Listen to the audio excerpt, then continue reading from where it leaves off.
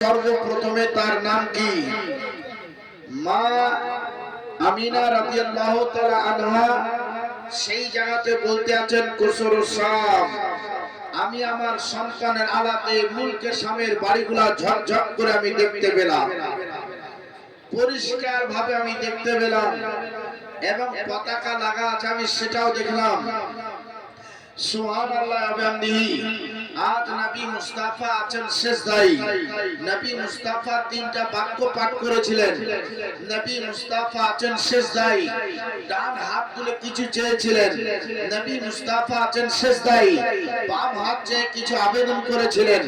আল্লাহ রাব্বুল আলামিন সব আবেদনগুলাই আমার নবী মুস্তাফাকে পূর্ণ করেছিলেন। যে নবী মুস্তাফা হচ্ছেন নূর। আল্লাহ পবিত্র কোরআন বলতে আছে, আমি আমার দোস্ত হাবিবুল্লাহকে এই পৃথিবীতে আমি নূর হিসাবে পয়দা করেছি। আমার নবী মুস্তাফাকে যদি কেউ নূর অস্বীকার করে দেয়, আমার নবী মুস্তাফাকে কেউ যদি মাটি অস্বীকার করে দেয়, সেই ব্যক্তিকে বলা হচ্ছে তুমি মুসলমান থেকে বাদ, তুমি কাফেরে পরিণত হবে। সুবহানাল্লাহ। নবী মুস্তাফা হচ্ছেন নূর। নবী মুস্তাফার সবকিছু হচ্ছে নূর। নবী মুস্তাফার বডি নূর, নবী মুস্তাফার সিনা নূর, নবী মুস্তাফার রক্ত নূর, নবী মুস্তাফার গোশত নূর, নবী মুস্তাফার মাথা মুবারক নূর, নবী মুস্তাফার শরীর থেকে যাহা কিছু বাইর হয় সবই হচ্ছে নূরে নূর। এটা আমরা বিশ্বাস করি। এই দলের নাম হচ্ছে আহলে সুন্নাত ওয়াল জামাত, যাকে সংক্ষেপে সুন্নি আরবি বলা। আজিজানে মোহতারাম, জীবনী নাম রাখা চাই, জালসা নাম রাখা চাই। জালসা ওয়াকেই বলা হয় যেখানে ঈমান ও আকীদার বক্তব্য হয়। জালসা ওইটার নাম যেখানে ঈমান আকীদা বাঁচানো সম্ভব হয়। আজিজানে মোহতারাম, জীবনী হচ্ছে শুধুই মাত্র ঘটনা, শুধুই মাত্র ঘটনা, কিন্তু ঘটনার মধ্যে আমরা ঈমান ও আকীদার মসলা মাসাইল শুনতে পাই। আজিজানে মোহতারাম, একই সঙ্গে যদি জীবনী জালসা নাম রাখে তো নাম রাখা জায়েজ রয়েছে। আপনি জাল হক এই কিতাবটা উঠে পড়লেই বুঝতে পারবেন, আপনি পাহাড়ের শরিয়ত কিতাব পড়লেই বুঝতে পারবেন, আনোয়ারের শরিয়ত কিতাব পড়লেই বুঝতে পারবেন, নিজামের শরিয়ত সবচাইতে চটি কিতাবগুলো আপনাদের বলতে আছি, আনোয়ারের শরিয়ত আপনি কিতাবগুলো পড়ুন, তাহলে আপনি বুঝতে পারবেন সিরাত ও সুরাতের দিকে লক্ষ্য রেখে নাম রাখাটা জায়েজ রয়েছে।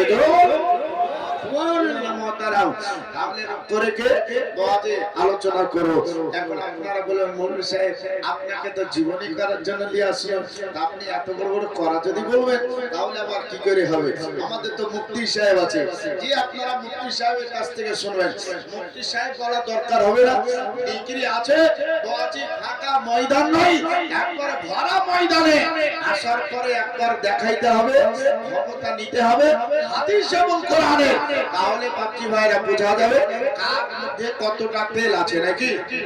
হ্যাঁ, শুধু কি নাম লিয়েই দরকার যে আমি এইরকম হয়ে গেছি সেরকম হয়েছে, মানুষ আমাকে মুফতি মুহাদ্দিস মধ্যে আরো কিছু হচ্ছে সব বলো, দরকার নেই বাপজি ভাইরা, শুধুই মাত্র নাম করুন। নবী মুস্তাফা সাল্লাল্লাহু আলাইহি ওয়াসাল্লাম বলেন শুধুই নামের সবচাইতে বেশি মহব্বত ভালোবাসা, এই নামটা যদি শরীয়ত সাপেক্ষ হয়ে যায় আমি নবী মুস্তাফা তাকে সবচাইতে বেশি পছন্দ করি। আজিজানে মোহতারাম, কিন্তু মানুষ মাত্রাই অনেক জায়গায় কিছু লাগাইতে হয়, দরকার নাই। আপনি শুধু আব্দুল মুস্তাফা বলে ডাকেন, আব্দুল মুস্তাফা বলে ডাকেন। আগে ওয়াহাবি আসো, রাবতি আসো, খারাজি আসো, ফারাজি আসো, লামুঝা, গায়ের মুঝা, যাহা কিছু আছে গায়ের গলা তনত্ব সব আসলে পারে বুঝতে পারা যাবে যে কার ঘরে কতটা তেল আছে নাকি। বাবাজি ভাই শোনালাম, তাহলে আকীদার কথাও শুনতে পাবে, মুনাজারার কথাও দু চারটা শুনতে পাবে, আর জীবনী আপনারা শুনতে পাবেন। নবী মুস্তাফা এসেছেন তো আল্লাহর ঘর কাবা হিলাদুল্লাহ করছে, তাই আল্লাহ তাআলা বলছেন কে হাজিও আওসান শাকা রওজা দেখো, কে হাজিও আওসান শাকা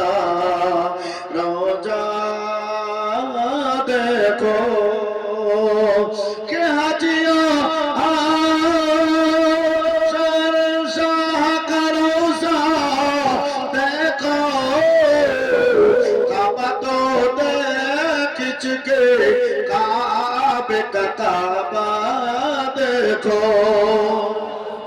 काबार काबा नबी मुस्तफा বাইতুল মুকাদ্দাসের কাবা নবী মুস্তাফা আসমানের কাবা নবী মুস্তাফা জমিনের কাবা নবী মুস্তাফা 18000 মাখলুকাতে যাহা কিছু আছে সব কিছুরই কাবা হচ্ছে নবী মুস্তাফা নবীকে যদি ভালোবাসো তবে তুমি জান্নাতের খবর পাইবা জান্নাতের খুশবু পাইবা জান্নাতের বাতাস পাইবা আর নবীর ভালোবাসা যদি তোমার দিলে না থাকে তো জান্নাত তো দূরের কথা একটু বাতাস পর্যন্ত মিলবে না এই নবীকে আমরা এক বাক্যে ভালোবাসি এই মাসুকাটা কিন্তু ডবল তিন ডবল আনা দরকার হ্যাঁ মানে এটা কি হাওয়া করতে গিয়ে বাজি যখন এই যে বাষ্পটা কেন ঢুকে পানির মতন জমে যায় তখন কিন্তু আওয়াজ ঠেলতে কষ্ট হয় যদি আলাদা থাকে তো এটা চেঞ্জ করে এটাকে নিয়ে নাও আমার বাপজি ভাই শোনালাল তাহলে লক্ষ্য রাখো তার জন্য কোন একজন কই বলেছেন ও গো মোদের দয়ার নবী ও গো মোদের জিন্দা নবী তুমি মোদের সাহারা তোমায় ছাড়া থাকতে পারে না গো নবী তোমায় ছাড়া রইতে পারি না তোমার নূরে নূরে দিয়া তোমার নূরে নূরে দিয়া জগৎ হলো উজালা তোমায় ছাড়া থাকতে পারে না গো নবী তোমায় ছাড়া রইতে পারি না জোরে বলো নবী নামে জপি মালা আগা মোদের নূরওয়ালা রোজ হাসরের কঠিন দিনে রোজ হাসরের কঠিন দিনে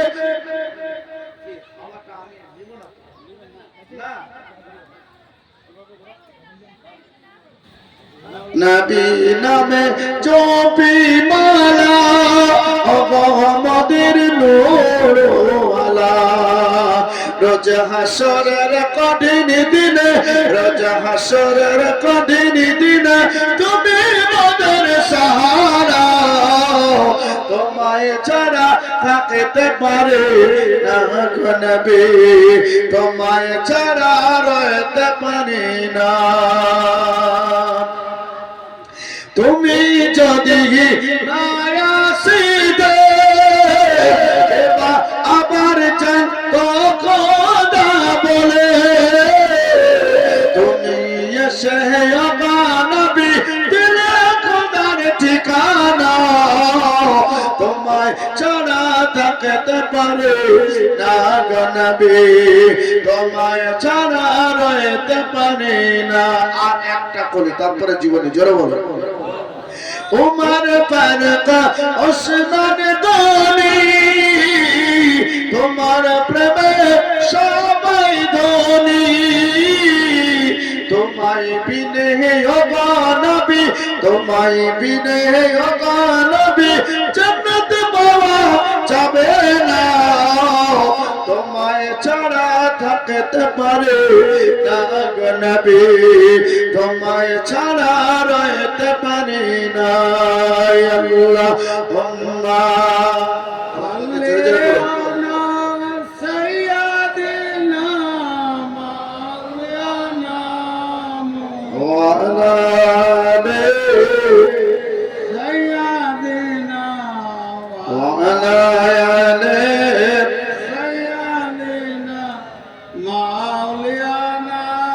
সাল্লাল্লাহু তাআলা আলাইহি ওয়াসাল্লাম বাজি মেহমান নবী মুস্তাফা সিজদায় পড়ে আছে ওই মক্কায় দেখেন একটা মেয়ে ছেলে আবু লাহাবের বাড়িতে দাসী হিসাবে ছিল গোলামের হিসাবে ছিল কারণ যে আবু লাহাব তাকে টাকা দিয়ে খরিদ করে নিয়েছিল তার নাম হচ্ছে সুয়াইবিয়া এই আপনারা দেখেন বাপজি ভাইরাবার যখন এই রকম খবর খারাপ পাইছে নবী মুস্তাফা দুনিয়াতে উপস্থিত হয়েছে আমার নবী মুস্তাফা দুনিয়াতে জন্ম লাভ করেছেন এই নবী মুস্তাফা হচ্ছে বাদে নবী মুস্তাফার চাচা অর্থাৎ ভাতিজার খবর খবর চাচা পাবেন এটা কেমন করে হয়? তাই সোয়াইবিয়া তিনি বলেন আমি এবার তাড়াতাড়ি আমার মালিককে খবর করার জন্য আমি প্রস্তুত হয়ে গেলাম। দরজাখানা বন্ধ আছে, ওই দরজার কাছে গিয়ে খটখট করে আওয়াজ করতে আছি। আবু লাহাব বলে রে আমার দরজার কাছে এত ভোর রাতে আওয়াজ করো, কারণ কি আমার বেলা না হলে আমি বাড়ি থেকে উঠি না, বিছান কিন্তু ছাড়ি নাই, কিন্তু এত সকাল সকাল আমার দরজার কাছে ঠোকর মারো। বলতে আছে আপনার দাসী আমি সোয়াইব এসেছি, দরজাখানা আপনি খোলো। বলতে আছেন সোয়াইবিয়া রে তোর তো জানা আছে আমি বেলা 8টা-10টা না হলে ঘুম থেকে উঠি না, কিন্তু তুই এত সকাল সকাল কেন আমাকে তুই জাগাইতে আছিস? সোয়াইবিয়া আজ দেখ আমি তলোয়ার নিয়ে বিছানায় ঘুমাই, আমার প্রশ্নের উত্তরটা যদি সঠিক হয়ে যায় তাহলে তো ভালোই ভালো, আর না হলে তাকে আমি দুনিয়ার আলা কিন্তু আর দেখতে দিই না। যখন তুমি সকালে এরকম আওয়াজ খানা করেছো সঠিক উত্তর তোমাকে দিতে হবে বলে অবশ্যই দেব বলে আপনার কাছে এসেছে। তাই বলে দেখেন উলঙ্গ তলোয়ার নিয়ে দরজার কাছে উপস্থিত হয়ে এবার দরজাখানা খুলে তাকাইতে আরম্ভ করলো। সোয়াইবিয়া বলতে আছে ও মনের সরল আপনাকে খবর দেওয়ার জন্য ছুটে এসেছি। আপনার ভাতিজা দুনিয়াতে জন্ম লাভ করেছে, এই খবরটা আপনি চাচা হয়ে শুনতে পাবেন না, এটা কি করে হয়? আপনার ভাই আব্দুল্লাহ ছিল, ওই আব্দুল্লাহ মারা গেছে, ওই বাড়িতে আজকে একটা পুত্র সন্তান জন্ম লাভ করেছে, ওই খবরখানা আপনাকে দেওয়ার জন্য ছুটে চলে এসেছি। আবু লাহাব বলতে আছে সোয়াইবিয়া আসমানের সূর্য এখনো ওঠে নাই, এই খবরখানা তুমি আমাকে আসার পরে তুমি করে দিলা। আমার ভাতিজার কথা শুনে আমি অত্যন্ত খুশি হয়ে গেছি। ও সোয়াইবিয়া রে আমার আমিনা বাড়িতে এখন একা একা সন্তান সামাল দিতে হয়তো পারবে না, ওর হয়তো জানা নাই, হয়তো সম্ভব হবে না, তার জন্য আমি তোকে বলতে আছি আমার ভাতিজার খবরটা শুনে এত আমি খুশি হয়ে গেলাম। যা যা আমি তোকে আজাদ করে দিলাম, মাফ করে দিলাম, আমি তোকে ছেড়ে দিলাম, আমার বাড়িতে আর তোকে গোলামি করতে হবে না, আর তোকে আমার কাছে আর ফিরে আসতে হবে না। ও সোয়াইবিয়া তাড়াতাড়ি তুই আমিনার কাছে চলে যা, যাবার পরে আমার ভাতিজাকে কোলে তুলে আনন্দের সহিত একটু দুধ পান করিয়া যাও, চলে যাও। সোয়াইবিয়া বলছেন আমি আজাদ হয়ে গেলাম, আর আজাদ যখন হয়ে গেলাম মানে এই জিনিসটা একটু কমা আমার জন্য এটা ধরছে না, মানে মুখের কাছে লাগাই লেগা হবে। অপারেটরকে বললাম যে দেখা যাক এটা আনতে গেল কি গেলছাইতে, হ্যাঁ কারণ যেটা পাওয়ারে লাগাইতে আমরা 4000 3500 এইরকম পাওয়ারের আমরা লাগাই, এটা তো ওই 750 কি 500 আছে কি 180 তো ঠিক নেই। আমার বাবাজি ভাই শোনালাম তো নবী মুস্তাফার খবরটা চাচা শুনে আবু লাহাব বলল কি দাসীকে আজাদ করে দিল, যাও যা তাতে আমার ভাতিজা মুহাম্মদকে কোলে তুলে যা, দুধ পান করাবি। সোয়াইবিয়া রাস্তায় দৌড়াতে আরম্ভ করলো, আল্লাহর কাবা এভাবে হেলাদোলা করতে আসে। হযরত আব্দুল মুতাল্লিব তিনি বলতে আছেন ও কাবা কোনদিন তোমাকে হারকাত করতে দেখিনি, হিলতে দেখি নাই। আব্দুল মুতাল্লিব বলেন একবার কাবার দিকে তাকায়, একবার সাইডের বাড়ির দিকে তাকায়, ওই বাড়িগুলা হিলে না দুলে না, কিন্তু আল্লাহর ঘর কাবা হিলা দুলা করতে আছে। ওই কাবাকে বলতে আছি কাবা রে তুমি কি হিলা দুলা করে ভেঙে পড়ে যাবে নাকি? ও কাবা তুমি কি ধূলিসাৎ হয়ে যাবে নাকি? ও কাবা তোমার তল দিয়ে কি ভূমিকম্প চলতে আছে? ওই কাবা মানুষের মতো আওয়াজ দিয়ে বলতে আছে আব্দুল মুতাল্লিব আমার কলদি কিয়ামত পর্যন্ত ভূমিকম্প চলবে না, কিন্তু দেখো আমি সারা বিশ্বের মানুষদের কাবা, বেটা ছেলে বেটি ছেলের কাবা, আমি ছোট্ট ছোট্ট বাচ্চা বাচ্চিদের কাবা, আমার হাতে একজন কাবা আছে, ওই কাবা তোমার বাড়িতে জন্ম লাভ করেছে, আমার কাবার নাম হচ্ছে হযরত মুহাম্মদ মুস্তাফা সাল্লাল্লাহু তাআলা আলাইহি ওয়াসাল্লাম। আব্দুল মুতাল্লিব বলছেন ওটা তো আমার পোতা, বলছে আপনার পোতা জায়গায় হচ্ছে আমার কাবা। কাবাতে শরীফত আল্লাহু আকবার বলে নামাজটা আদায় করি। ওই কাবা হচ্ছে নবী মুস্তাফা। এই কাবা যখন কবরখানায় ভাবে করে দিল, আব্দুল মুত্তালিব বলতে আছে, কাবা গো তুমি হিলাদুলা করে এখানে কি করতে আছে একবার বলো। ওই কাবা বলতে আছে, আমার কাবার উপরে আমি হিলাদুলা করে একটু দরুদ ও সালাম পাঠ করি। আমার কাবা যদি আমাকে একটু অর্ডার করে দিত, আমার কাবা যদি আমাকে একটু হুকুম দিত, আমি আমার জ্বরগুলা কোপড়ে নিয়ে আমি হাঁটতে হাঁটতে কাবার কাছে যাওয়ার পরে ওই কাবার কদম বসি করে আমি সামনে সেই জায়গায় দরুদ ও সালাম পাঠ করতাম। কিন্তু অর্ডার দেয়নি, কেন হিলাদুলা করে দরুদ ও সালাম পড়তে আছে মুসলমান। তো কাবার কাছ থেকে আব্দুল মুত্তালিব যখন শুনলো, এই ওখান থেকে দৌড়াতে লাগলো।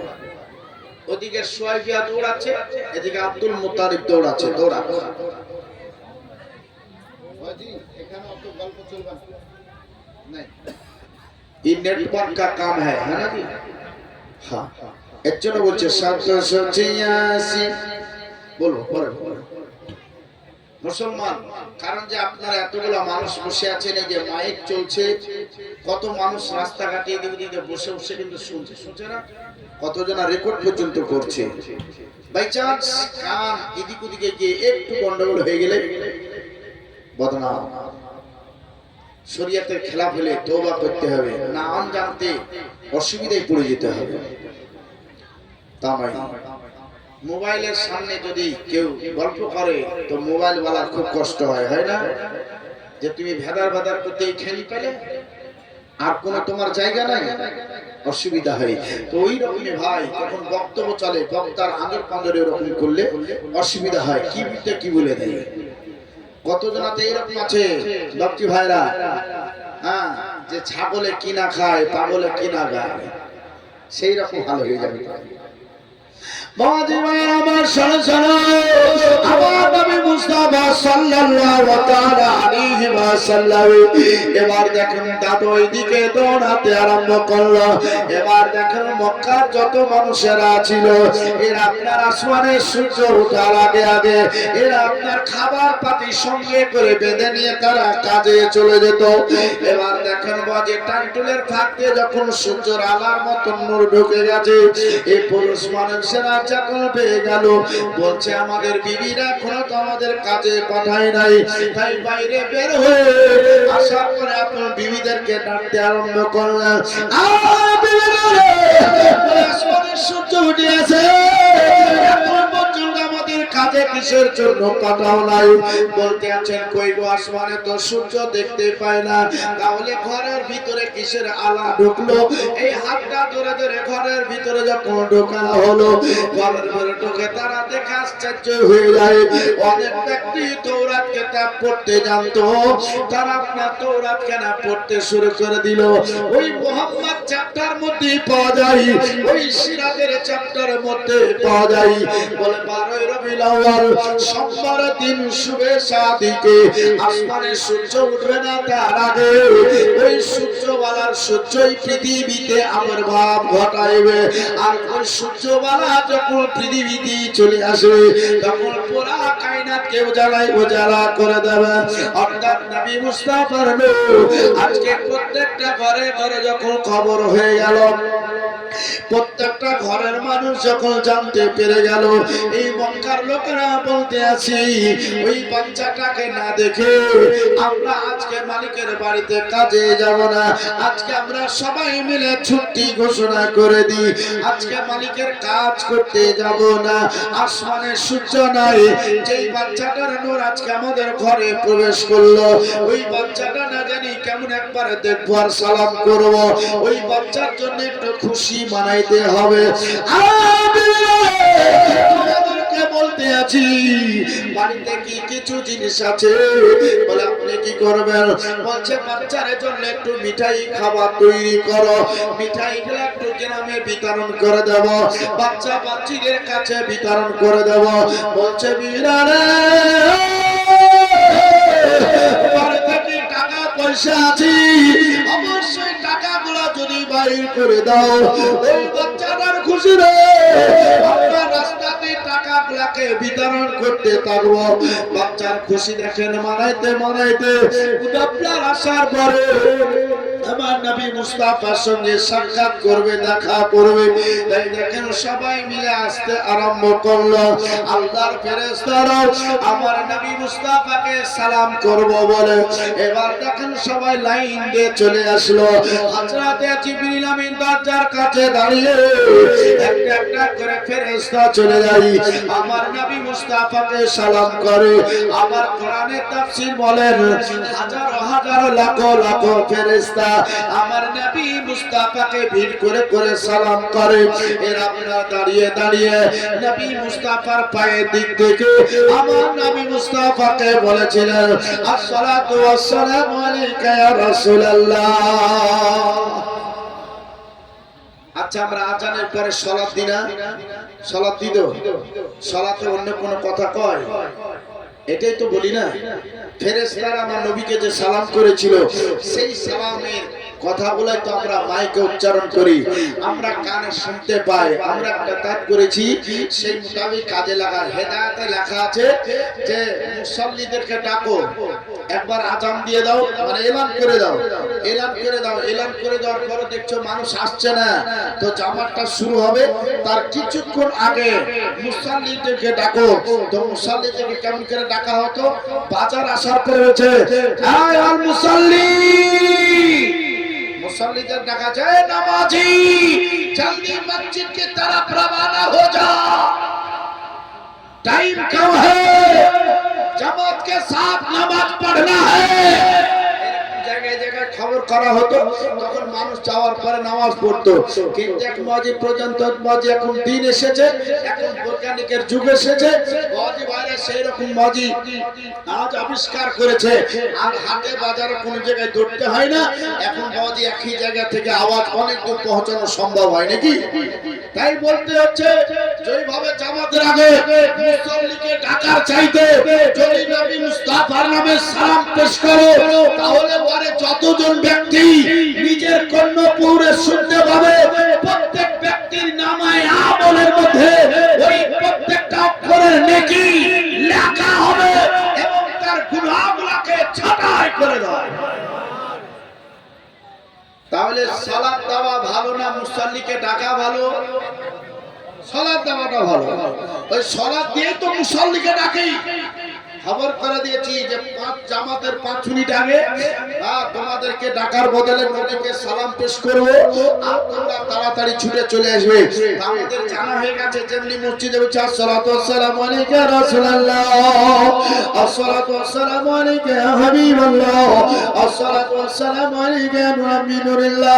তখন আমরা নামাজি জলদি জলদি মসজিদ কি তরফ রওনা হয়, জানি মসজিদের জন্য ছুটতে আরম্ভ করেছি। যাওয়ার পরে তাড়াহুড়া করে বাপজি ভাইরা ওযু কোন জায়গায় ঠেকলো আর না ঠেকলো, যাওয়ার পরে ইমাম পিছনে আল্লাহু আকবার। ও ভালো করে হাতও দেখলো না, ও পাও দেখলো না, ওখানে ইমামের পিছনে যাও নিয়াত করারও সময় গেল। ও যা আমাদের আল্লাহ আজি জানে মোতারা। এখন প্রশ্ন এখন লাগে, আগে জীবনে এখন হোক না ভাই, তারপরে নিবা। লাস্ট বেলায় প্রশ্নটা বলে দিবা, প্রশ্ন উত্তরটা শুনে নিবা। কারণ যে প্রশ্ন উত্তর এখানে আছে খুব ভালো কথা, প্রশ্ন উত্তর হওয়া একান্ত প্রয়োজন দরকার। কারণ যে শুধু ঘটনা শুনে শুনে মানুষের ঈমান নষ্ট হয়ে যাবে। কারণ যে শুধু ঘটনা শুনে ঈমান বাঁচানো মুশকিল, শুধু ঘটনা শুনে গায়ের থেকে বাঁচা খুব মুশকিল। তার জন্য জীবনে শুনতে হবে, আকাইদের কথাও শুনতে হবে। অনেক লোক আছে তো ইমামের ভুল ধরে, উজি নিজে ভুলে ভরা আছে, ওটা দেখলো না, ইমামের ভুল ধরার জন্য রেডি হয়ে আছে, মুয়াজ্জিনের ভুল ধরার জন্য রেডি হয়ে আছে। আর কিছু কিছু বাজি ইনকাম করার জন্য আমাদের মধ্যে কিছু লোক আবার লাগা পড়ে আছে বাপজি ভাইরা, মাজার নাই স্বপ্নের মাজার বানিয়ে দিবে। মাজার নাই স্বপ্নে মাজার করে দিয়েছে। বাপজি ভাইরা আমার বলছে আমার মাকে স্বপ্ন দেখাইছে, আমার বাপকে স্বপ্ন দেখাইছে, বলছে এখানে কি আছে, তো বলছে এখানে কার মাজার আছে, তো বলছে এখানে স্বপ্ন পেয়েছে এখানে ঘোড়া পীরের মাজার। তুমি কার মাজার পেলা? তো যেখানে স্বপ্নে পেয়েছি গাধা পীরের মাজার, তো গাধা পীর মানা কি যাবে? ঘোড়া পীর কি মানা যাবে? যেটা মানার দরকার সেখানে নাই। আল্লাহর ওলি যদি দেখতে হয় তো আপনারা মালদাহার সাদুল্লাহপুরে চলে যান, সিরাজউদ্দিন আখি পাকের কাছে চলে যান, আলিগড় আমার কাছে চলে যান, আরো তো আছে বাকি ভাইরা, তবে আমার যেটা জানা আছে সেই সব আপনাকে বলতে আছি যে আপনি ওখানে চলে যান। বাবাজি ভাইরা আছে দাঁতন করতো না, দাঁতন, এই দাঁতন বাবাজি রাগ করে এই জমিনে এইভাবে গেড়ে দিল, তো ওই যে দাঁতনটা গাড়া হলো, ওই পুকুরটা ছিল আমাদের কেতাব অনুপাতে বলছি, এখন আছে না আছে আমি সেটা বলছি না, কেতাবে যেটা পেয়েছি বাবাজি ভাইরা সেটা সেই জামানায় 300 বিঘার একটা পুকুর তৈরি হয়ে গেছে। তার নমুনা এখন একটু আছে, তার নমুনাটা এখন কিন্তু একটু আছে। বাবাজি ভাইরা মাত্র 1.5 থেকে 2 ঘন্টার মধ্যে বাবাজি ভাইরা আল্লাহর ওলির মহব্বতে নামাজ পড়ার অসুবিধার কারণে জিনকে আদেশ করে বিশাল একটা মসজিদ তৈরি করেছেন। মসজিদটা এখন আপনারা গেলে দেখতে পাবেন না, জিনের মসজিদ আছে যেখানে, ওটা জিনের মসজিদ। ওই যে মানুষের টাকা নিচ্ছে কিনা, টাকা নেওয়ার পরে এই জায়গায় সেই জায়গা করছে না করছে ওরা সব খেয়ে নিচ্ছে বাবা। ওটা জিনের মসজিদ, কারণ ওই সময় মানুষের নামাজ পড়তে অসুবিধা হতো, তাই একবারে ঘন্টা 2-এর মধ্যে মসজিদ কমপ্লিট করা হয়েছে। ওনার সম্মুখে উনি একজন ব্যক্তি বাঘের উপরে সওয়ার হলে উনি যেই পাঁচিরের উপরে বসে দাঁতন করতেছিলেন সেই পাঁচিরকে বলেন, ও যদি বাঘের উপরে সওয়ার হয়ে সেরা যদি নাকি বাঘের কাছে আসতে পারে তো তুই কেন দাঁড়িয়ে আছিস, তুই বাঘগুলোকে আদিয়ে নিয়ে আসার ব্যবস্থা কর। তার দেওয়া হাঁটতে হাঁটতে মানুষের মতো যখন আগিয়ে চলে গেল, সেই ব্যক্তিরা ওখানে দাঁড়িয়ে বলল, আমরা তো জঙ্গলের পশু, মান করার পরে তাকে পিছে চড়া তো সম্ভব, কিন্তু একটা দেওয়ালকে মানুষের মতন হাঁটা সম্ভব নয়, তাই এনার কাছে আমাদের আর যাওয়া যাবে না। তাই বাঘ থেকে তারা নিচে নেমে সেখানে সারেন্ডার করে সিরাজউদ্দিন আখি পাকের কথা মোতাবেক তারা চলতেন। জোরে বলুন, এই হচ্ছে আল্লাহর ওলি।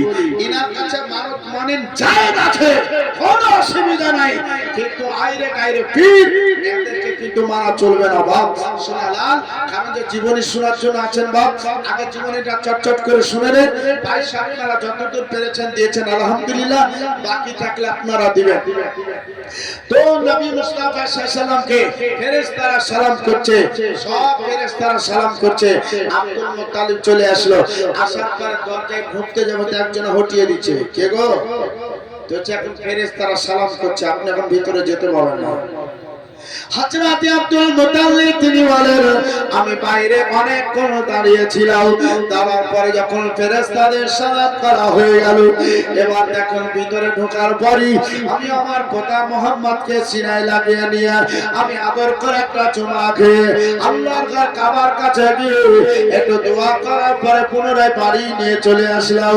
বাবাজি মক্কার ব্যক্তিরা, অনেক ব্যক্তিরা আসার পরে দেখেছিল, ও মুসলমান আমার মায়েরা শুনো, ওই জায়গায় দেখেন সুহাইবা তিনিও উপস্থিত হলেন, সুহাইবা তিনিও দেখেন হাজির হয়ে গেলেন। আমার ওই জায়গায় নবী মুস্তাফার কথা আপনাদেরকে একটু বলে শোনো শোনো, আমার নবী মুস্তাফার কথার দিকে একটু লক্ষ্য রাখি। আমার নবী মুস্তাফা আজ সেজদায় ছিল, নবী মুস্তাফা সেজদারত ছিল। আমার নবী মুস্তাফা 3টা বাক্য দিয়েছিলেন, ও 3টা বাক্য আপনাদের সম্মুখে একটু পাঠ করে শুনিয়ে দিই। নবী আমার প্রথম বাক্য বলেছিলেন আল্লাহু আকবার, আল্লাহু আকবার। দ্বিতীয় বাক্য দিয়েছিলেন লা ইলাহা ইল্লাল্লাহ আন্নী রাসূলুল্লাহ সাল্লাল্লাহু আলাইহি ওয়াসাল্লাম। 3 নম্বর বাক্য ছিল রাব্বি হাবলি উম্মতি, গুনাহগার উম্মত উম্মতানের কি হবে, এই গুনাহগার উম্মতের জন্য আমার নবী মুস্তাফা সব সময় ভাবতে আছে গো, এই নবী আমার ডান করে দুলে আল্লাহর ফেরেশতা জিবরিলের কাছে চাইতে আরম্ভ করলেন, ও জিবরিল তোমার কাছে যে সমস্ত খাজানা চাবিগুলো আছে ওই খাজানার চাবি চাইতে আছি তুই তাড়াতাড়ি দিয়ে দাও হযরতে জিবরিল আমিন বলেন নবী মুস্তাফা যখন চাইলো আমি জান্নাতের চাবি দিয়ে দিলাম নামাজের চাবি রোজার চাবি ভালো কাজের চাবি ঈমান ও আকীদার চাবি সব ভালো কাজের চাবি আমার নবী মুস্তাফাকে যখন দেওয়া হলো আতাইতুকা ইয়া রাসূলুল্লাহ মুষ্টি বন্ধ করে পকেটে পড়ে নিয়ে নবী আমার বাম কানে তুলে বলতে আছে আল্লাহর ফেরেশতা বর্গ তোমাদের কাছে যে খাজানার চাবিগুলো আছে নবী আমি চাইতে আছি দিয়ে দাও এবার দেখেন ফেরেশতারা বাম হাতে দিতে আরম্ভ করলেন সাতটা জাহান্নামের চাবি বেনামাজির চাবি বেরোজগারের চাবি বেঈমানের চাবি সুদখোরের চাবি ওয়াহাবির চাবি রাজ্যের চাবি খারাজের চাবি বেঈমানের চাবি দুশমনের নবীর চাবি বেকার কালেমার চাবি সপ্তম জমিনের চাবি কবরে আযাবের চাবি আমার নবী মুস্তাফাকে যখন দেওয়া হলো আমার নবী বলে আতাইতান ইয়া রাসূলুল্লাহ আমার নবী মুষ্টি বন্ধ করে পকেটে পড়ে নিয়ে আমার নবী ডানা কারা তুলে বলতে আছে ও আল্লাহর ফেরেশতা আল্লাহ তোমাদেরকে পাওয়ার দিয়েছিল সেই পাওয়ারটা আমি নবী মুস্তাফা গ্রহণ করে আজকে তোমাদেরকে পাওয়ার থেকে আজ আমি তোমাদেরকে আযাব করে দিলাম আমি তোমাদেরকে আজকে ক্ষমা করে দিলাম আজ তোমরা তোমাদের কাজ করতে থাকো নবী মুস্তাফা দায়িত্ব নিয়েছি আমি আমার কাজগুলোকে করতে থাকবো এই নবী মুস্তাফা বাড়িতে কিন্তু নবী মুস্তাফা তিনটা মায়ের দুধ পান করেছিলেন আর দুইটা মায়ের ইখতিলাফ আছে এই দুটাকে ধরলে পরে পাঁচটা হয়ে যায় ও মুসলমান কিন্তু নবী মুস্তাফা সর্বপ্রথমে কোন মহিলাটা দুধ পান করেছিলেন এটা আপনাদেরকে বলবো জানা আছে কার দুধ পান করেছিলেন প্রথমে জানা আছে জানা নাই জীবনী হয় কিন্তু ভুলে যায় মনে থাকে না হ্যাঁ বাচ্চা ভাই শোনালাম আমার নবী মুস্তাফা সর্বপ্রথম যেই মহিলাটা দুধ পান করে সেই মহিলাটার নাম হচ্ছে সুয়াইবিয়া জোরে বলো মায়ের আগে পান করেননি আগে সুয়াইবিয়া পান করেছেন আমার বাজি ভাইয়ের আপনার মুতাল্লিব বাড়িতে বাচ্চাকে রেখে যখন এবার চলে গেল তো মা আমিনা বাচ্চাকে নিয়ে আছেন তো একটা মহিলা চলে আসে দরজা খুললাম কে গো তোমার চোখে পানি কেন তুইছে আজ আপনার বাচ্চা যদি না আসতো আপনার বাচ্চা যদি জন্ম না হতো আর এই খবরটা যদি না দিতে পারতাম তাহলে কিন্তু আযাব পেতাম না আমি আবুল আহাবের বাড়ির দাসী ছিলাম সব রকম ব্যবহার করতো আযাব পেয়ে গেছি আপনার ছেলেটাকে কি একবার দেবেন আমি কোলে নিব মা মিনা বলতে আছেন বাচ্চাকে নিবা তুমি কোলে নিয়ে নাও সুয়াইবা বলেন আমি বাচ্চাটাকে কোলে নেওয়ার পরে সিনাতে লাগিয়ে নিয়ে একটু আদর করে চুমা খেলাম মা মিনাকে বলতে আছে রে আয় আমিনা আপনার বাচ্চাটাকে কি আমি একটু দুধ পান করাবো বলতে আছে দুধ পান করাবা তো দুধ পান করাও কোনো অসুবিধা নাই এবার দেখেন সুয়াইবা যখন দুধ পান করাইতে গেলেন আমার নবী মুস্তাফা বিস্তরে দুধটা চুষে পুরো পান করে নিলেন সুয়াইবা তিনি বলেন আমি আবার বাম স্তনে যখন লাগিয়ে দিলাম নবী মুস্তাফা বাম স্তনে দুধটা চুষে চুষে পান করে নিলেন এক কথায় নবী মুস্তাফা সব দুধটা পান করে নিলেন সুয়াইবা বলেন নবী মুস্তাফাকে এইভাবে 7 দিন ধরে আমি দুধ পান করিয়ে দিয়ে নবী মুস্তাফাকে রেখে সেখান থেকে আমি বিদায় নিয়ে এবার চলতে আরম্ভ করলাম নবী মুস্তাফা সাল্লাল্লাহু তাআলা আলাইহি ওয়াসাল্লাতু তাসলিম এবার দেখেন মা আমিনারা দুধ পান করতে আরম্ভ করলেন বাচ্চা ভাইরা হাবশীদের বসবাস ছিল তায়েফ শহরে ওই তায়েফের হাবশী মেয়েরা এই আপনার বলতে লাগলো বলে আমরা তো মাসে মাসে এদিক ওদিক করে খবরটা লাগাই এটা রবিউল আউয়াল মাসের চাঁদ উঠেছে আর রবিউল আউয়াল মাসে মক্কা শহরে যাব আর বাচ্চা পেলে বাচ্চাদেরকে আমরা বাড়ি নিয়ে আসবো তাই দেখেন 10টা মহিলা এরা আপনার বাচ্চা নেবার জন্য মক্কা দিকে চলতে আরম্ভ করলো ওই গ্রামে একজন মেয়ে ছেলে ছিল যার নাম হচ্ছে হালিমা ছেলে বলুন সুবহানাল্লাহ হালিমা নাম ছিল ওই কালকে গেলে লিয়াস বেশি করে লিয়াস যেগুলা সবচেয়ে বেশি পাওয়ার সেগুলা লিয়াস কারণ যে এত প্রেসার দিতে হয়েছে, এত প্রেসার দিতে হয়েছে, মানে প্রেসার দেওয়া মনে হচ্ছে যে বক্স দিয়ে আওয়াজ বাহির করতে পারা যাচ্ছে না, প্রেসার লাগছে। মানে এখন যা প্রেসার লাগছে, এরকম একটা পাবলিককে বলতে হবে যে তুমি আসার পরে তুমি গাও, আমরা রাতে যে টাকাটা পাবো তোমাকে দিয়ে দেবো। হ্যাঁ, তাহলে বুঝতে পারতো যে মাইকে বকা কতখানি কষ্টকর। কারণ যে এই মাইকে বকতে বকতেই তো অনেকজনের অনেক কিছু হয়ে গেছে। সবচাইতে বেশি ক্ষতি হয় এই জায়গাটা, এটা। আর এটা যদি ক্ষতি হয়ে যায় তাহলে বেকার বাপ যদি সঙ্গে সঙ্গে যদি বন্ধ না করে দেয়, তাহলে পর কি যে কপাল আছে তো আল্লাহ জানে। আমার বাজি ভাইরা, ভাইরা শোনো, ওই গ্রামে ওই শহরে একজনের বাড়ি আছে যার নাম হচ্ছে হালিমা। আচ্ছা, হালিমা কোন বংশের মেয়ে বলতে পারেন? যেটা তাহলে মনে রাখবেন, হ্যাঁ মনে রাখবেন, হালিমা কোন বংশের মেয়ে এই জীবনে চলতে চলতে কিন্তু আমি বলে দেব। হালিমা বলছেন সবাই তো গেল মক্কার দিকে বাচ্চা নেওয়ার জন্য, তাহলে আমরাও যদি একটা বাচ্চার জন্য যাই তাহলে তো ভালোই হবে। তুই একলা একলাই তো যেতে পারবো না, এক একটা মেয়ে ছেলে আছে, ওকে বলতে হবে না, শুধু ওকে সকালবেলায় বলেন যে তুই যা। তো যত মালদাহার অলি গলি আছে সব মায়ের টেরা সাঁঝের বলে বাড়ি চলে আসবে, পারবে না? আর এক একটা মেয়ে ছেলে ওকে যদি বলা দিয়ে যা তোর বাপের বাড়ি থেকে ঘুরে, তো সারাদিন বাড়িতে বসে কাঁদবে, তো বাপের বাড়ি একলা যেতে পারবে না। কেন? রাস্তা যদি ভুলে আছে, কেউ যদি নিয়ে পালিয়ে যায়। হ্যাঁ, এটাই হচ্ছে বেশি ভয়। যার গাড়িতে চাপবো কি জানি যদি আর না নামায়, যেখানে নামার দরকার সেখানে অন্য যেখানে নামিয়ে দেয় যেতে পারবো না। এর ভয়ে কিন্তু বাপের বাড়িও যেতে পারে না। আর এক একজন আছে কোথায় কলকাতা মেরা বাড়ি চলে আছে। তো এরা দেখেন, এরা তো স্বামীকে নেয়নি, এরা তো মক্কার দিকে চলছে। কজন? 10 জন। আর হালিমা বলছে সবাই গেল, তো আমি গেলে টাকাটা পেতাম, তো একলা তো যেতে পারবো না, তো স্বামীর কাছে যাই, স্বামীকে বলি কি বলছে, তারপরে দেখবো। যাওয়ার পরে স্বামীকে বলছে, স্বামী হচ্ছে হারিস, বলছে স্বামী গো, মক্কাতে তো সবাই বাচ্চা নিতে গেল, তো আমাকে যদি নিয়ে যেতেন তাহলে একটা বাচ্চা খুঁজে পেলে পরে আমাদের সংসারটা ভালো চলতো না। বলছে হালিমা, আমরা তো এমনি গরিব মানুষ, দারিদ্র মানুষ, অসহায়, খাইতে দুটি পেলে খাই, না পেলে না খাই। কোনদিন আমরা এক গ্লাস পানি পান করে বিছানায় ঘুমিয়ে যাই। তোমার কাছে একটা 2 বছরকার বাচ্চা আছে, এই কথাগুলো শোনো, 2 বছরকার বাচ্চা আছে, তোমার দুইটা স্থানের মধ্যে একটা স্থান বন্ধ, একটা স্থান চলছে। ওই বাচ্চাটা দুধ পান করার জন্য পায় না, তখন কাঁদে। আবার যদি মক্কায় যে একটা বাচ্চা পেয়ে যাও, তো দুইটা বাচ্চাই তো কাঁদবে, মানে কাউরে পেট ভরবে না, দুজনেই তো কাঁদবে। আর আমি হারিস সহ্য করতে পারবো না, ও যা আছে তাই থাক, তোকে মক্কায় যেতে হবে না, বাড়ি যা।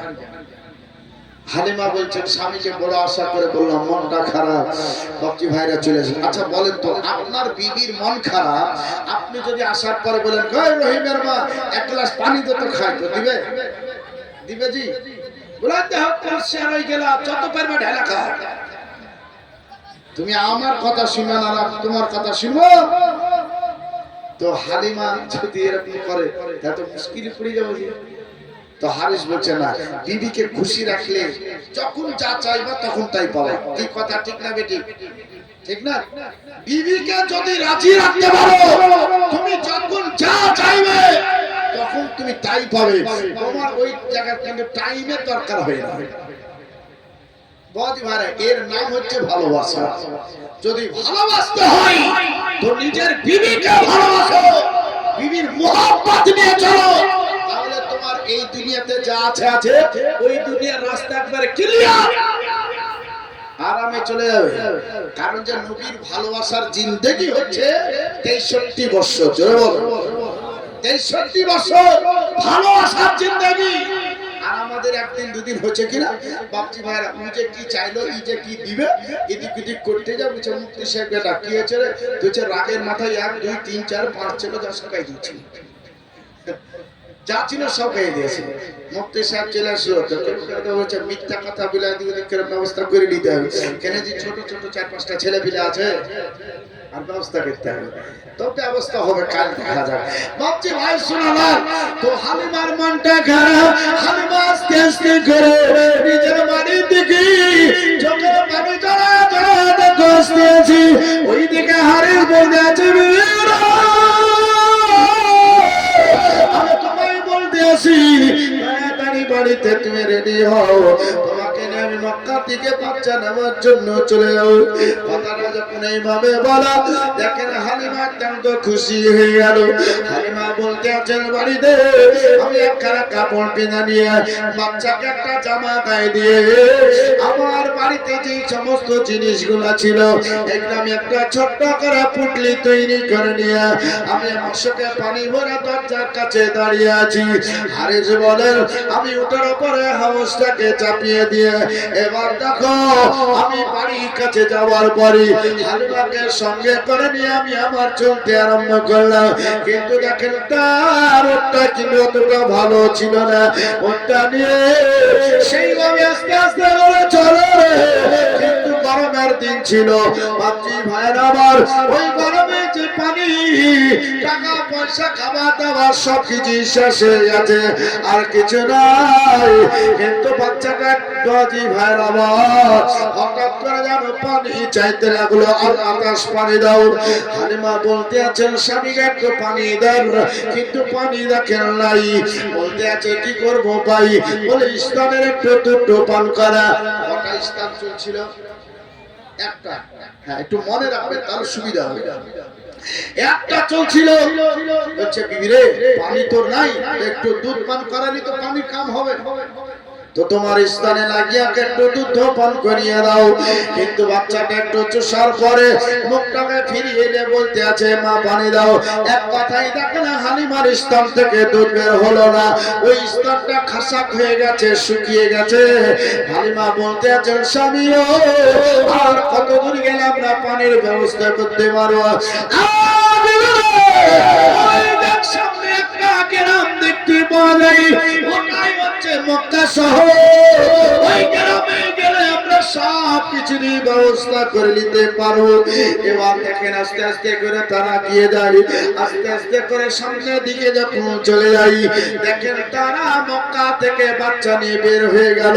হালিমাকে রাস্তায় দেখে বলতে আছেন ও হালিমা মক্কায় যায় এখন লাভ হবে না, যত বাচ্চা ছিল রে সব খুঁজে খুঁজে বাহির করে নিয়ে চলে এসেছি, বাচ্চা নাই, চলো আমাদের সঙ্গে আপন বাড়ি ফেরত চলো চলো। হালিমা বলতে আছে যখন এত কষ্ট করে মক্কা চলে আসলাম তো আল্লাহর ঘর কাবাকে জিয়ারত না করে আমরা বাড়ি যাব না। তাই দেখেন মাগরিবের টাইমে আল্লাহর ঘর কাবার কাছে যখন পৌঁছে গেল, পৌঁছার পরে ওই জায়গায় একটা ছোট্ট করে তাম্বু তৈরি করে হারিস তার বেটাকে নিয়ে আরাম করতে লাগলেন। হালিমা ওই কাবা দেখেন তারপরে সেই জায়গায় জিকির করতে আরম্ভ করলেন আল্লাহু আল্লাহু জিকির কর সর্বক্ষণ, আল্লাহু আল্লাহু জিকির কর সর্বক্ষণ। জোরে বলেন আল্লাহু আল্লাহু জিকির কর সর্বক্ষণ। জিকির হে মৌলা রাজি দিল হবে রওশা, জিকির হে মৌলা রাজি দিল হবে রওশা। আল্লাহু আল্লাহু জিকির কর সর্বক্ষণ, আল্লাহু আল্লাহু জিকির কর সর্বক্ষণ। কাজ করনি আজ করা কোরআনের বালাই, কাজ করনি আজ করা কোরআনের বালাই। আল্লাহু আল্লাহু জিকির কর সর্বক্ষণ, আল্লাহু আল্লাহু আল্লাহু আল্লাহু আল্লাহু আল্লাহু জিকির কর বলো সর্বক্ষণ বদিরা হালিমা দেখেন ওই জায়গায় বসে বসে আল্লাহর জিকির করতেছিলেন ওই জায়গায় আল্লাহর জিকির খানা চলতেছিল মহিলা আস্তে আস্তে করে জিকির করতে হয় মহিলা বাজি কণ্ঠটা নিজের কর্ণপুরে পৌঁছাইলেই হবে এইভাবে সেখানে জিকিরটা চলে বাচ্চাটা দেখেন ওটার পর আবার পানি চাইতে লাগলো হারিস বলছেন এত চেষ্টা করলাম বাচ্চাকে চুপাইতে পারলাম না আপন বিবি হালিমার কাছে যাওয়ার পরে বলছি বিবি রে তোমার বাচ্চাকে চুপাইতে পাচ্ছি না একটু ব্যবস্থা করো এবার দেখেন বাচ্চাটাকে নিয়ে অনেক চেষ্টা করছেন কোনো মতেই চুপে না আমার বাচ্চা রে আমার ভাইরা আসলে মক্কায় দেখেন নারীরা আসি এই নারীদের কানে বাচ্চারা বাসায় চলে গেছে ওই নারীরা আপন স্বামীদেরকে ডাকার পরে বলছেন স্বামী নেই বলছে মক্কাতে বাচ্চা কাঁদতে আছে এই বাচ্চাটা নিশ্চয়ই বিদেশি বাচ্চা হয়তো কোনো একটা বিদেশি মহিলা হয়তো মক্কাতে আসার পরে বিপদে পড়ে গেছে ও বাচ্চাকে কাঁদিয়ে কাঁদিয়ে সাহারা নিতে চাইছে স্বামী গো তাড়াতাড়ি উঠার পরে একটু খবরটা লাগান মহিলাটা কোথায় তার কিন্তু মক্কার কোনো ব্যক্তি পুরুষেরা উঠলো না মক্কার কোনো ব্যক্তিরা গেল না তাই দেখেন বাজি মক্কার একটাই পুরুষ বাজি জেগে গিয়ে ইয়াবনা হাঁটতে হাঁটতে কাবার কাছে চলে আসলো এ হচ্ছে নবী মুস্তাফার দাদু হযরতে আব্দুল মুতাল্লিব আসার পরে দেখছেন একটা মহিলা ঘোমটা দিয়ে বসে আছে পিছন দিক থেকে ডাক দিয়ে বলতে আছেন বেটি আমজান মহিলা যদি হয়ে যায় তাকে তুমি বেটি বলে ডাকো আমজান যদি মহিলা হয় তাকে মা বলে ডাকো খালা বলে ডাকো যে সম্বন্ধে তোমার কাছে আকর্ষণ করবে না সেইভাবে তুমি ডাকো সেটাই আমার নবী আদেশ দিয়েছেন লক্ষ্য রাখুন হযরত আব্দুল মুতাল্লিব সেই জায়গায় বললেন বেটি রে সঙ্গে সঙ্গে নাপাই কাব্বা জান বলে খাড়া হলো আমাকে বেটি বলবার এখানে কেউ নাই আপনাকে বাবা বলেছি এই রাস্তা কিয়ামত পর্যন্ত থাকবে বলে থাকবে বেটি রে তোমার কাছে কি বাচ্চা কাম ছিল বলো বলো বলছে আব্বাজি আজকে 2 দিন থেকে আমার বাচ্চাকে কিছুই দিতে পারে না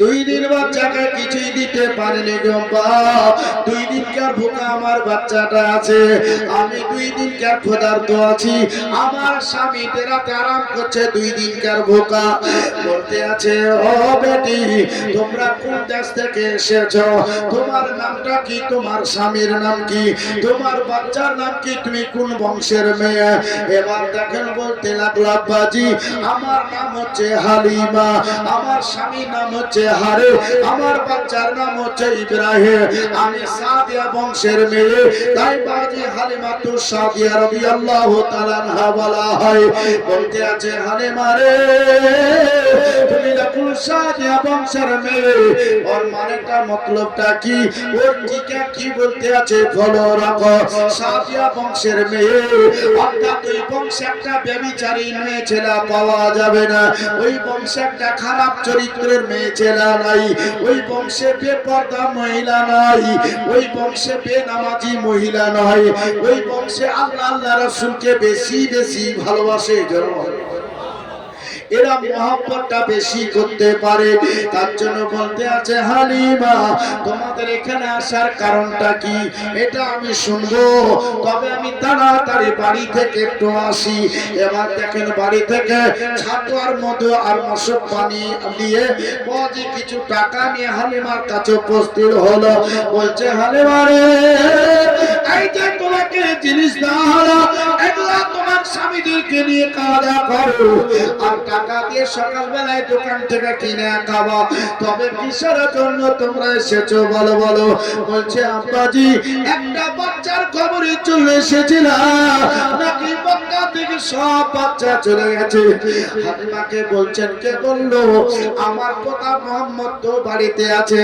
এর বাবা দুনিয়াতে বেঁচে নাই মনটা খারাপ করিও না ওদের বাপ থাকতে যতটা টাকা পয়সা দেবে তার চাইতে বেশি তোমাকে দেব চিন্তা করো না, যদি মন চাই তাহলে আমার বেটি আমিনার বাড়ি চলে যাও।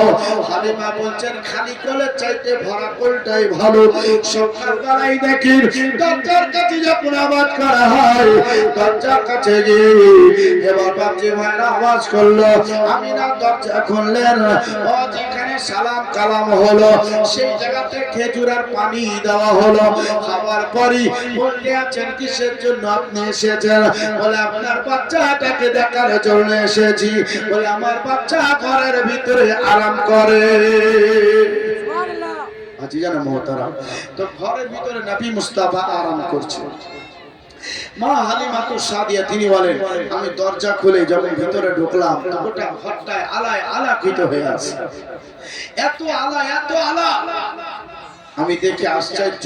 আমি আস্তে আস্তে বাচ্চার কাছে যাচ্ছি, বাচ্চার চোখ বন্ধ করে আছে। বাচ্চার কাছে যখন পৌঁছে গেলাম, বাচ্চাটা মুচকে হাসি দিয়ে চোখটা খুলে আমার দিকে তাকালো। বাচ্চাটাকে দেখে আমার পছন্দ হয়ে গেল। তাই বলছেন আপন পশব মাকা আবাসে ব্যবহার হলেন খুশি, মুখে দেখি মুচকি হাসি, মুখে দেখি হাসি, সবার প্রাণ জোড়ালো আর রহমতন মেলো। এতে মহলে মায়া মিনারি কোলে আর রহমতন মেলো। হালিমা বিবি গোসে আমানে নবী মুস্তাফা কে কোলে তোলে, রহমতুলিল আলামিন বলে, রহমতুলিল আলামিন বলে পান করালো আর রহমতন মেলো। জোরে বলেন দুঃখী জনের ঘরে আঘারে কে খায়নি খানা তাহার সন্ধান করে। দুঃখী জনের ঘরে আঘারে কে খায়নি খানা তাহার সন্ধান করে। নিজে পেটে পাথর বেঁধে, নিজে পেটে পাথর বেঁধে সারা রাতি কাটালো আর রহমতন মেলো। কবি কি বলছেন আর একটা শুনিয়ে দিই, জোরে বলুন। ঠিক পয়গাম্বর দুনিয়ায় আর এলো, কে কে তোমার মতো কেঁদেছিল। পয়গাম্বর যখন দুনিয়ায় আর এলো, কে কে তোমার মতো কেঁদেছিল। রব্বি হাবলি উম্মত বলে, রব্বি হাবলি উম্মত বলে কাঁদিল আর রহমতন মেলো। আল্লাহুম্মা সাল্লি আলা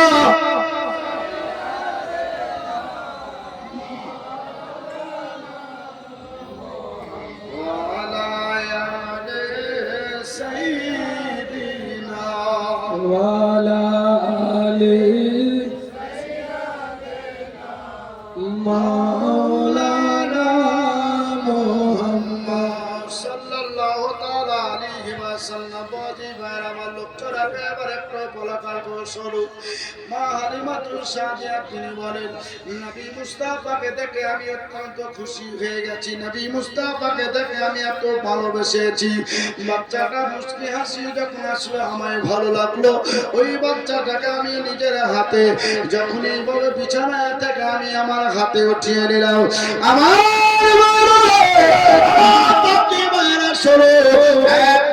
এলাকার মানুষেরা শোনে, আমার নবী মুস্তাফাকে হালিমা যখন এভাবে কোলে তুললো, হালিমা বলতে আছে রে আমার শরীরে এত গরম লাগছিল, এত গরম লাগছিল। নবী মুস্তাফাকে কোলে তোলার সঙ্গে সঙ্গে আমার শরীরটা শীততাপ নিয়ন্ত্রণ হয়ে গেল। শীততাপ নিয়ন্ত্রণ বুঝতে পারছি তো না, ঠান্ডা না গরম, এয়ার কন্ডিশন। আজি জানে মোতারাও নবী মুস্তাফাকে নিয়ে একবার হালিমা বলছেন শীততাপ নিয়ন্ত্রণ হয়ে গেল। আমার শরীরটা দুর্বল ছিল, দুর্বল পান ছিল, যখন নবী মুস্তাফাকে কোলে তুলে নিলাম আমার শরীরের দুর্বলটা ক্লান্তিটা যেন ছুটে গিয়ে আমাকে এত ভালো লাগছে, এত ভালো লাগছে, আমাকে খুব সুন্দর লাগতে আছে। হালিমা বলতে আছে আমার দুইটা স্থান, একটা স্থান আগে থেকে বন্ধ, একটা রাস্তায় চলতে গিয়ে খাসাব হয়ে গিয়েছিল, কিন্তু সুবহানাল্লাহ, দেখো আল্লাহ কি কুদরতি কারিশমা, আমার নবী মুস্তাফার একবারে তাজা তাজা মুজিজা পাচ্ছি। যখন হালিমা কোলে তুলেছে, হালিমা তো সাদিয়া একবারে দুইটা স্থানে দুধে পরিণত হয়ে গেল, একবার টপিয়ে টপিয়ে জমিনের দিকেই পড়তেছিল। হালিমা বলছেন নবীকে নিয়ে বাইরে চলে এসে আসার পরে বলতেছে আমি না আপনার ছেলেটাকে নিয়ে আমি অতি ধন্য, বাচ্চাকে একটু দুধ পান করাবো। বলছে করো না, দেখো খাচ্ছে কেনা দেবো। তো বাবাজি ছোট যারা বাচ্চা আছে বেশিরভাগই পান করবে, করবে না? আপনাদের পুকুরিয়া ছোট ছোট বাচ্চা আছে, এক বাচ্চাদেরকে যার বুকেই লাগাবে তারই দুধ পান করবে, করবে না জি? করবে না? ও তো জানেই না, ও তো সেই জ্ঞানই নাই। বাবজি ভাই আমি কার দুধ পান করছি ওর জ্ঞান নাই, জ্ঞান আসবে তখন তো ওকে মা বলে আর ডাকবে না, ডাকবে ডাকবে না। আমার বাজি কিন্তু নবী মুস্তাফা দেখেন কত সততা। নবী মুস্তাফা কথা দিকে লক্ষ্য রেখে বলছে দুধ পান করাবো, যা তোর কোনো হবে না। তো হালিমার ইচ্ছা হলো, কি ইচ্ছা হলো যে আমার তো বাম স্থানে দুধ তিনটা বাচ্চা পান করলো, মানে নিজের বাচ্চা, নিজের বাচ্চা পান করলো, আর ডান স্তনটা আমার প্রথম থেকেই বন্ধ, মানে বিয়ে থেকেই আমার ডান স্তনে দুধ হতো না, কিন্তু নবীকে লাভাই ডান স্তন আমার খুলে গেল, কি আশ্চর্য।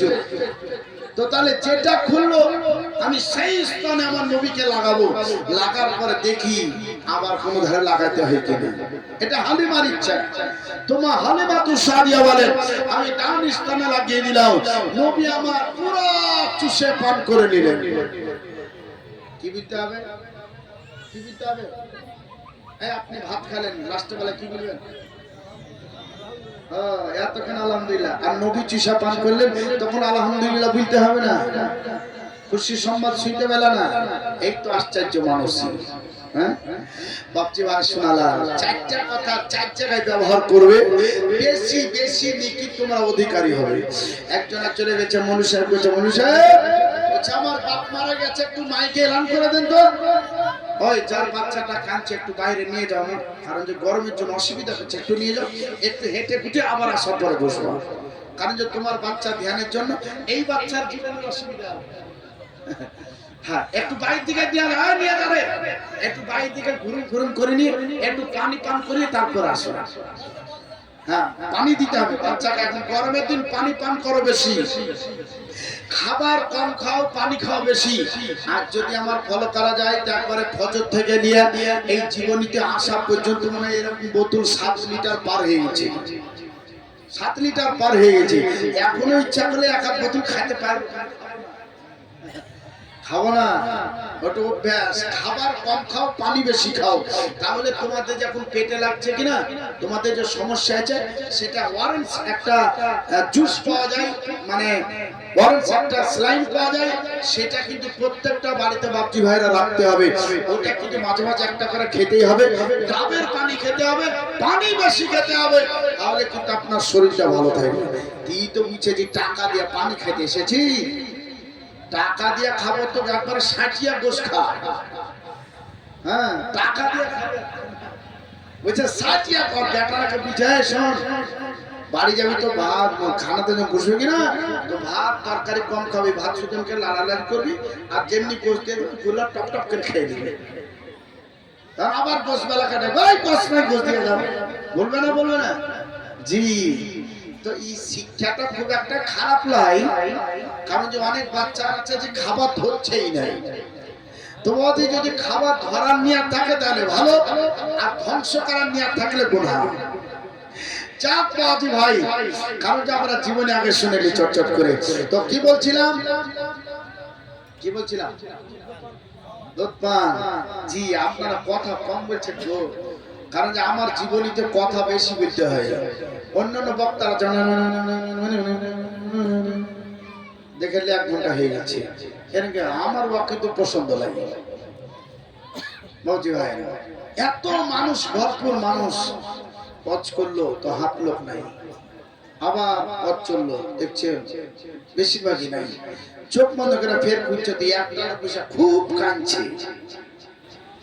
আহারে তোমার আমার ওয়াজটা তোমার খুব পছন্দ হয়েছে তাই তুমি কাঁদতে আছো। বলছে না হুজুর, আপনার ওয়াজের লেগে কাঁদি না। আপনি যখন আসলেন তুমি যে টেবিল ফ্যানটা আর আমার বাড়ি আনি 60 টাকা দেখান ফুটা কিনে দিলে, তো আমার দয়া মায়া লাগলো, আমি ঘাড়ে রুমাল খান দিয়ে দিল, আপনি টেবিলে পাড়িয়ে দেন, হাত লাগিয়ে আপনি ওয়াজ করছেন। খুব চেষ্টা করেছি, যদি ওটা পেতাম তো সবাই আগে থাকতাম। জি, তো ওরকম হাল হয়ে গেছে, কি করি। হ্যাঁ, আমি জানা মহতারাম, আপনাদেরকে বলবো লক্ষ্য অবশ্যই রেখে দুটো কথাবার্তা ইনশাআল্লাহ আমরা শুনবো। আজি জানা মহতারাম, তো নবী মুস্তাফা সাল্লাল্লাহু তাআলা আলাইহি ওয়াসাল্লাম আর দেখেন দুধ পান করে নিলেন। তো মা হালিমা বলছেন তাহলে বাম স্তনে লাগাই, এটা যখন চুষা পান করে নিলে, তো বলছি বাম স্তনে যখন লাগা হয় আমার নবী মুস্তাফা মুখটাকে বন্ধ করে নাই, চোখটা বন্ধ করেন, নবী আমার মুখটা খুলে বাম স্তন পান করে না। আমার নবী মুস্তাফাকে ডান স্তনে লাগালে বারবার হা করি, বাম স্তনে লাগালে নবী আমার মুখটা খোলে না। এর ব্যাপারটা কি? একদিনকার কথাটা এখনই আপনাদের সম্মুখে ক্লিয়ার করে দিই।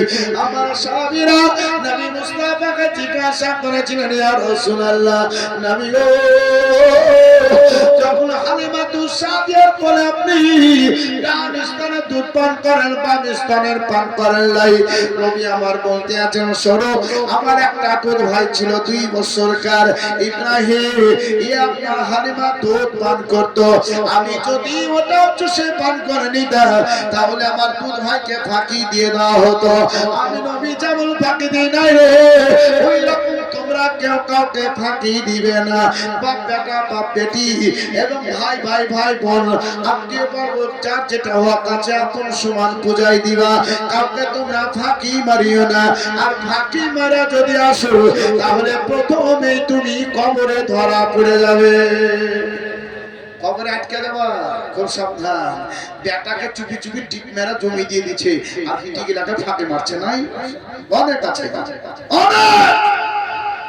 যারা বেটাকে এইভাবে দেয়, বেটিদের ফাঁকি মারে, তাদের প্রথমেই কবরে ধরা পড়ে যাবে, আর কবর উদ্ধার হওয়া মুশকিল হয়ে যাবে।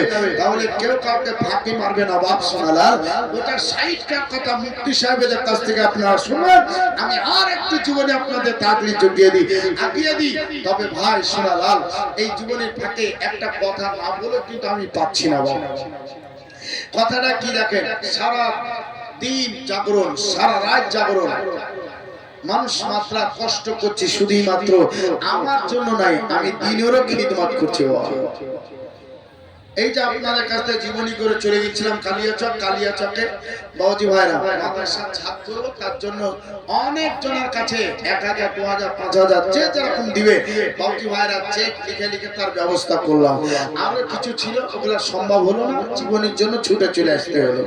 তো আপনাদের এখানে বড় বড় সমাজ আছে, আপনার পুকুরিয়াতে বিশাল বড় সমাজ আছে। তবে আমি সমাজের মানুষকে বলবো, মুফতি সাহেবকে বলবো, আলেম ওলামাকে বলবো যে ইনশাআল্লাহ মাদ্রাসা জামিয়া নাইমিয়া রেশবা ছাদ করার জন্য যদি পারেন তো 8-10 হাজার টাকার আপনারা ব্যবস্থা করে দিয়ে। কি পারবেন না? আপনারা কমিটির লোক চেষ্টা করলে পারবেন। আপনাদেরকে বলছেন যে আপনারা দেন তা নয়, আপনারা যে কমিটির মধ্যে যিনারা আছেন এবং আমার হাজরাত আছে, আরো আলেম ওলামা আছে, আমি সবার কাছে এটা আরজি রাখলাম, আরজি আমার মাদ্রাসার আরজি রাখলাম যেন ছাপ করব। কারণ যে 1996 সালে আমার আব্বা চাকরি করত, সরকারি চাকরি, 1 বিঘা জমি কিনে মাদ্রাসার নামে অফ করে দিয়ে মাদ্রাসা চালু করে দিয়েছিলেন। সেই মাদ্রাসা এখন 8 বছর থেকে আমার ভাই মাওলানা আলী হাসান, আমি আব্দুল মুস্তফা দোনা এখন দায়িত্ব নিয়ে চালাই। দেশ বিদেশের ওয়াজি ব্যবস্থা সহযোগিতা পাই। তো ছাপ করতে গেলে একসঙ্গে তো 3-4 লাখ টাকার ব্যাপার আছে, কত টাকা সম্ভব হচ্ছে না ভাই বাপজি। আপনাদেরকে অনুরোধ করলাম, যদি আপনাদের পুকুরিয়া কমিটি থাকে, মসজিদ কমিটি থাকে, গ্রাম্য কমিটি থাকে, আপনারা যদি 5,000 10,000 করে আপনারা যদি ছাদের জন্য দেন বাবা, তাহলে খুব ভালো হয় এবং মাদ্রাসার উপকার হবে। সুবহানাল্লাহ সুবহানাল্লাহ। আমার আব্বা হুজুর শোনার পরে ইনশাআল্লাহ আপনাদের খুব সন্তুষ্ট এবং খুশি হবে। কেন খুশি হবেন?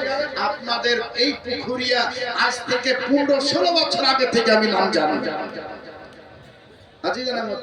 আমার আব্বা হুজুরকে স্কুল থেকে আসতো হাজরা 4টার সময় বাড়ি ঢুকতো। আমার কাজ ছিল, প্রথম কাজ ছিল তুই সারাদিন ঘুমা, ফজরের নামাজ পড়ে ঘুমাতাম, খুব ঘুমাতাম। হ্যাঁ, দুপুর বেলায় উঠে গা পা ধুয়ে বাবাজি ভাইরা বলতো আর একটু ঘুমিয়ে এলাম, তার ঘুমাবো না, তুই না না রাত্রে জাগরণ খেতো, আর একটু ঘুমিয়ে এলাম। আসরের টাইমে বাপ চলে আসতো আর মা আমাকে উঠিয়ে দিত, এবার তোমার বাপ চলে এসেছে, এবার উঠে যাও। উঠে যাওয়ার পরে হাত মুখ ধুয়ে বাস রেডি, কি রেডি ড্রাইভার। তখন মোটরসাইকেল 4 চাকা লয়, ওই মোটরসাইকেল ভগবান গুলা থেকে পুকুরিয়া দিয়ে এই ক্রিয়া দিকে এদিকে বহু জায়গা মারা। রাত 12টা 1টা হতো, জালসা শেষ, অমনি বলতে চল বেটা বাড়ি যাই। ফজরের টাইমে বাড়ি ঢুকতাম, বাপকে কোনোদিন ঘুমাতে দেখিনি। সারাদিন স্কুলে যাচ্ছে, সারা রাত এদিকে জালসা করছে, ঘুমাতে দেখিনি। মানুষটা এখনো ওইভাবেই চলতে আছে। আপনারা দোয়া করবেন যাতে আপনাদের ভালো থাকে।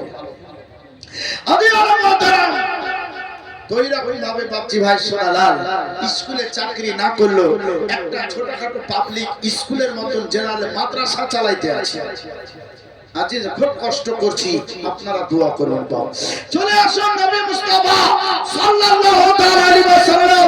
এবার হালিমাতু সাদিয়া করে আমার নবী মুস্তাফা হালিমাতু সাদিয়া মুমিনাকে বলতে আছে, নবী না আপনার ছেলেকে আমার সঙ্গে আপনি বিদায় দিয়ে দেন।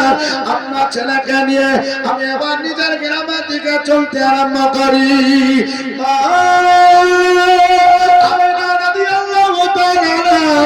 তিনি বলতে আছেন, হালিমা তুমি একটু অপেক্ষা করো। এবার দেখেন বাড়ি থেকে হালিমা কি কি দিল, ওই জায়গায় তোমরা নামগুলো এবার একটু শুনে নাও। হালিমা দেখেন 1 বস্তা ছাতু এবং বাজি ভাইরা ওই জায়গায় কিছু টাকা পয়সা সোনা এবং বাজি 1 টিন ঘি মধু দিয়েছিলেন। বাজি ভাইরা একটা ইউট ভর্তি মাল সবগুলোকে গোছানো করে দিয়ে বলেছিলেন একজন ব্যক্তিকে, বলে মক্কা পর্যন্ত পৌঁছে দাও, মক্কাতে তার বাড়ির লোকজন আছে, তার সঙ্গে করে নিয়ে চলে যাবে। এগুলা দেখেন ওখান থেকে পৌঁছে দেওয়া হবে।